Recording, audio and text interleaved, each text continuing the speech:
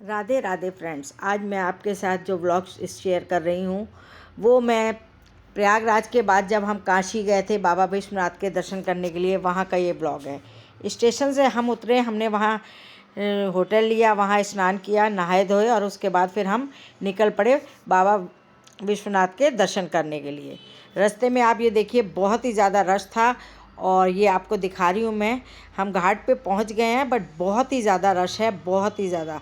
इस रश को देख के तो हमें लग भी नहीं रहा था कि हम दर्शन कर पाएंगे, क्योंकि 12 बजे की हमारी ट्रेन थी और हमारे पास इस समय हम 8 साढ़े 8 बजे का टाइम था जो हम घाट पे पहुँच गए। बट इस रश को देख के लग रहा था कि, और सभी लोग बोल रहे थे कि कम से कम 7 से 8 घंटे हमें लाइन में लगना पड़ेगा तब जाके दर्शन होंगे। तो हम लोग तो भाई दर्शन नहीं कर पाए और हमने बाहर से ही ये कॉरिडोर के बाहर तक गए और वहाँ पे हमने ये बाबा का बाहर से ही माथा टेका और ये जो गंगा जी हैं उसमें हमने बस मुंह धो लिया, हाथ धो लिए, क्योंकि नहा के तो हम आए ही थे। ये सब हम लोग ये कॉरिडोर के सामने बाबा के जो अंदर जाने का दरबार का गेट है वहाँ पे ऐसे जब भी हो मैं, मेरा भाई चलो भाई मौज आओ चालू है। चलो इसके बाद हमने थोड़ी देर वहाँ रुके, बड़े ही भारी मन से हमने वहाँ से निकले, क्योंकि हमारे को जिस दर्शन करने आए थे वो तो दर्शन मिले नहीं। बट कोई बात नहीं, जो उस प्रभु की इच्छा। तो ये सोच के हम बस घाट से वापस चल दिए भारी मन से। उसके बाद ये देखिए, मैं एक बार आपको फिर से दिखाती हूँ कितना रश है। गंगा जी को बस दूर से ही प्रणाम किया और उसके बाद हम वापस निकल आए। रास्ते में हमने ये उत्पम बन रहा था और हमने सुबह से कुछ नहीं खाया था कि हम पहले दर्शन करेंगे और फिर खाना खाए, कुछ नाश्ता या चाय पानी पियेंगे।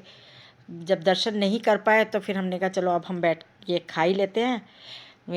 मेरे भाई का जो दोस्त है वो मोहित, तो वो पहले यहाँ आ चुका था तो उसे पता था कि इसके उत्पम जो है बहुत ही ज़्यादा टेस्टी हैं, तो उसने कहा दीदी यहीं पे खाते हैं। और मुझे भी देखने में बहुत टेस्टी लग रहे थे क्योंकि रश भी बहुत था। और 10 मिनट से 15 मिनट लग गए कि हमारा नंबर आने में, और जबकि ये एक साथ इतने इतने सारे उत्पम बना रहा है। भूख भी बहुत तेज़ लग रही थी। फटाफट हमने बस ये उत्पम खाया। 10 मिनट तो इसकी वेटिंग लाइन में ही लग गया हमें, 10 से 15 मिनट। और जब इसने उत्पम दिया तो समझो हमें बर्दाश्त ही नहीं हो रहा था भूख।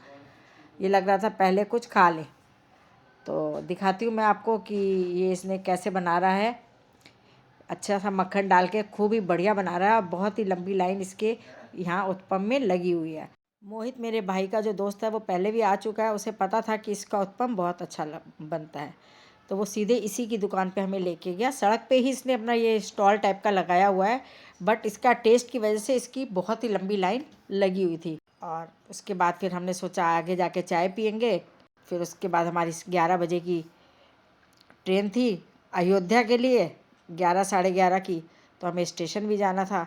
बट मन में बहुत ही ज़्यादा मलाल था कि हम दर्शन नहीं कर पाए बाबा विश्वनाथ के। शायद प्रभु ने हमें दर्शन नहीं देने थे, और अगर हमारी ट्रेन का रिज़र्वेशन कंफर्म नहीं होता तो शायद हम रुक भी जाते और दर्शन करके जाते। बट हमारा रिज़र्वेशन कंफर्म था और इस समय इतना रश चल रहा है ट्रेनों में कि अगर रिज़र्वेशन नहीं है तो आपका बुरा ही हाल होने वाला है। तो इसलिए फिर हमने सोचा चलिए कोई बात नहीं, नेक्स्ट टाइम जब हम आएंगे तो हम दर्शन करके ज़रूर जाएंगे। और इतने में देखो ये हमारा उत्पम भी तैयार हो गया। बात करते करते जब मैं आपकी ये वीडियो शेयर कर रही हूँ तो मेरे मुंह में पानी आ गया। बहुत ही ज़्यादा ये टेस्टी थे। भैया कैसा है स्वाद इसका? बहुत बढ़िया बहुत बढ़िया। बहुत बढ़िया। चलो, मोहित ढूंढ के लाया, मोहित को पता था, पहले भी खाया हुआ है मोहित ने। तुलका कैसा है भाई स्वाद? बढ़िया, मुझे भी टेस्टी लगा। बहुत बढ़िया था, बहुत अलग। नहीं ये बात सही है, मुझे भी टेस्ट अच्छा लगा, वरना मुझे जल्दी कहीं की चीज़ समझ नहीं आ। उसके बाद ये देखिए, हम बहुत ही पतली पतली गलियाँ थी बनारस की जहाँ से हम निकल के आए। इतना भीड़ में हमें डर भी लगा कि अगर कहीं भीड़ में कुछ हुआ तो निकलने की जगह भी नहीं मिलेगी, बहुत ही ज़्यादा रश था। तो जैसे तैसे हम आराम आराम से निकल के आए और फिर बस बाबा का ही नाम लेते रहे कि सब कुछ सही रहे। बहुत ही ज़्यादा रश था और गलियाँ बहुत ही ज़्यादा सकरी थी, और इतने रश की वजह से ही हमारे दर्शन नहीं हो पाए थे। ये देखिए कितनी पतली गलियां हैं, बहुत ही ज़्यादा पतली गलियां हैं। और देखकर भी डर लग रहा। आगे जाके देखा तो कुल्हड़ चाय बन रही थी। चाय का भी पीने का टाइम था और चाय हमने पी भी नहीं थी। तो कुल्हड़ चाय देख के बस फटाफट मैंने कहा आज तो कुल्हड़ चाय ही पीनी है। तो कुल्हड़ वाले से कहा भाई तू 4 चाय बना के दे हमें। और ये देखिए उसने भट्टी में अपने गरम गरम कुल्हड़ लाल सुर्ख हो रहे थे उसे निकाला और उसमें चाय डाली। चाय उबल उबल के बाहर आ रही थी। बहुत ही ज़्यादा बढ़िया लग रही थी। इसका टेस्ट भी उतना ही बढ़िया होने वाला था। उसने इस तरीके से चाय बनाई। फिर दूसरा कुल्हड़ लिया और उसे भी उसी तरीके से तंदूर से निकाल के गरम गरम उसमें चाय डाली और उसी तरीके से फिर हमें चाय बनाई और चाय दी। चाय बहुत ही टेस्टी थी, बहुत ही अच्छा लगा। बहुत दिनों बाद कुल्हड़ चाय पी। पहले दिल्ली में अक्सर हम कहीं जाते थे तो कुल्हड़ चाय मिल जाती थी। आज बहुत दिनों बाद मिली तो चाय हमने पी और उसके बाद फिर हम स्टेशन की तरफ रवाना हो गए क्योंकि हमारी ट्रेन का टाइम हो गया था।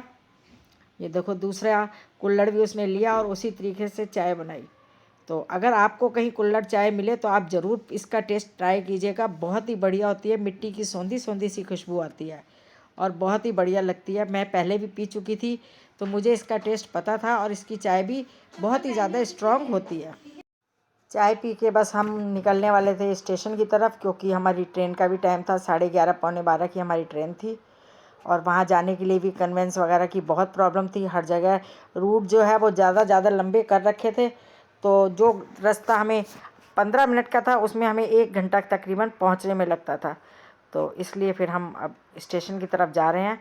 बट अफसोस यही रहा कि हमने बाबा के दर्शन शहर में आके भी नहीं किए। चलिए कोई बात नहीं, नेक्स्ट टाइम। राधे राधे।